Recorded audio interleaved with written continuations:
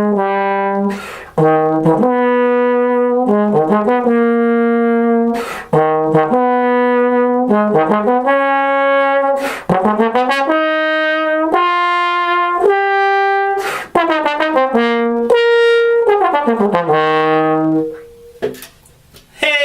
YouTube, what's up? It's Aiden/BergBob, whatever you want to call me.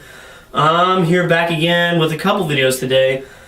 More videos about gear. I'm going to talk more about other things than gear too, just because I think it's about time. Anyway, that was the opening of the David trombone concerto. His name is Ferdinand David, not the David trombone concerto like you would probably assume it said if you're American. I'm playing that from memory, having never seen the music. So if you've caught wrong notes or wrong rhythms, you're probably right, and I have no idea how it goes. Anyway, that's on my 42BG, and I'm going to talk about this first. This, obviously, is my 42BG. There's a couple changes I've made in the last week or so, I guess. I have not replaced this stupid spit valve, which is the worst design on the planet. The biggest complaints I have with that is that, okay, when you play trombone and the spit valve is way out here, when you have like a normal lever spit valve, it brings, that brings that lever a couple inches closer to you. Whereas this, you literally have to press the button farther than the end of the slide. So you have to go way out here to reach that stupid little button. And, I'm not super tall, I'm like 5'9" or something. So reaching the end of the slide is not super easy for me, and when it's that far out, man, just dumb design. Don't do that to your instruments. I also polished the bell and the slide. It's kind of, I don't know if you guys can see this super well on the video, but they're really shiny now. They look great. The only problem is this slide, I don't know if I brought this up in my video about it, has short overslaves on both tubes. And I'm really afraid to touch the slide because when you touch raw brass, it puts fingerprints and eventually dulls it over. That's why the rest of this looks so dull, because it's been touched. And right now it just looks so good. So those are just a couple, I polished it. Also, the lead pipe and mouthpiece combo I was using in my last video is right here. Notice how that's not in my instrument. I got a new lead pipe that I talked about in the video, I think. It's just a stock 42 lead pipe with a press fit ring. Yay! Guess what? And it's from Corporation Era too, so it matches. And then I also got a new mouthpiece. My old mouthpiece is the Greg Black New York 1.25. 1 meaning the largest rim size in New York series, and the 2.5 meaning like the second smallest size of cup? I'm actually not sure. Basically, there's a 1, 3, and 5 series, and then if you put numbers after that, that's like the size of the cup. And I think the .25 means it's the second smallest, which I think in the wording says it's good for principal trombone or something like that. Right now, I'm using a Greg Black 3, New York 3. That's it, just New York 3. So this is the smallest cup size and the 3 rim size. The 3 rim size being like an actual 3. That's like a Wick 3AL or a 3G, something like that. So it's not as large as this. The 1 size I think is around a 2G size. The 1 meaning just 1 for this, not like a 1G. The 1 meaning like a 2G rim size. So like actually a small bass trombone mouthpiece, or tenor if you play something like that. And I'm totally comfortable with that rim size, but I just found this New York 3 for pretty cheap on the internet, and I really like it. I like my 1.25, but it's just really big, and it just, the high range on it isn't super great, probably because of my chops, not for any other reason. And the throat size from the 1 to the 1 to the 3 size changes quite a lot. I think the 1 size comes with a .295. That's in inches, .295 throat size. And the 3, all those mouthpieces come with a .277 throat size. I'm not totally sure about that. I might be making that up. Anyway, the 3 throat size is smaller.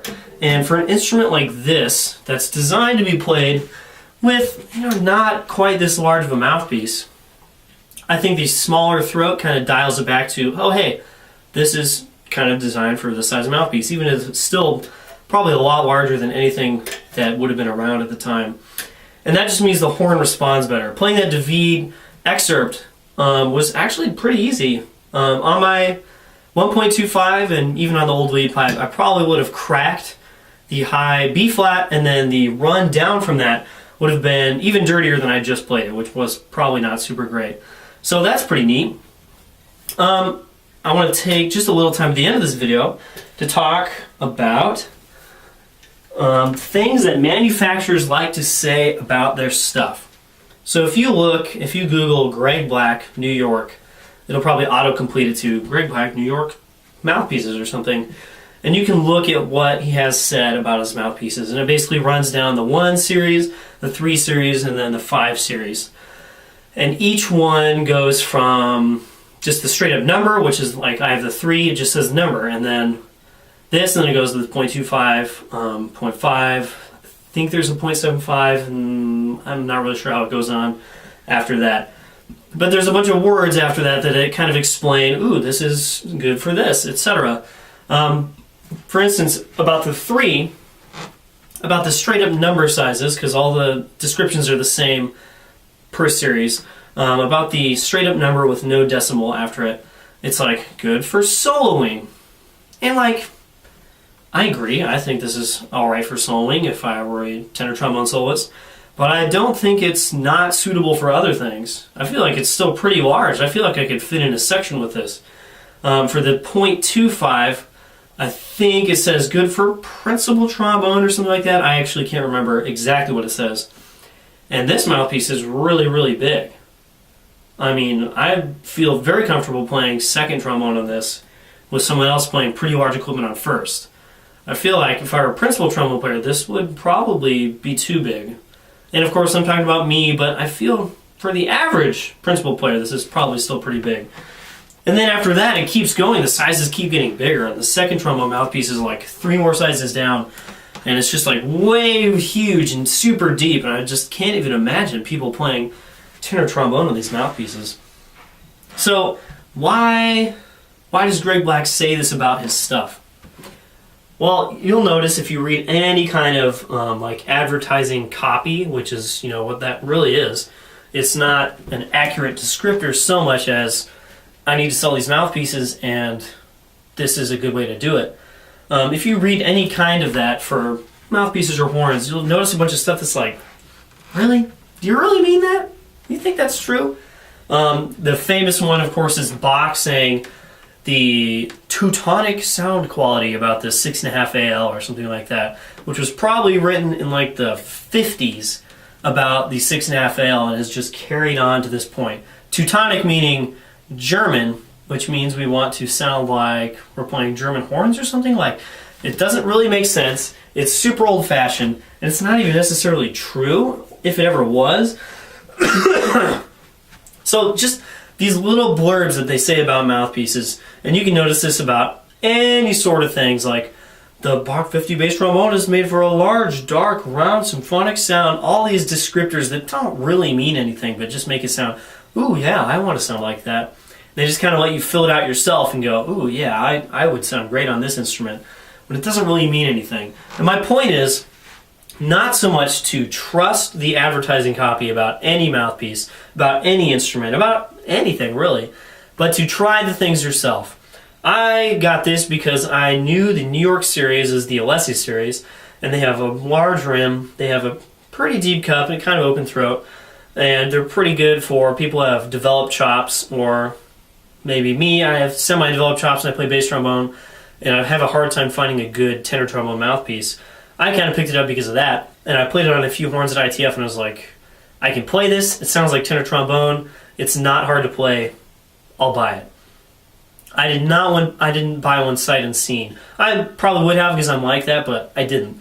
And then I bought this one because I knew, ooh, the no decimal point mouthpiece is a little shallower, has a smaller throat in the case of the 3.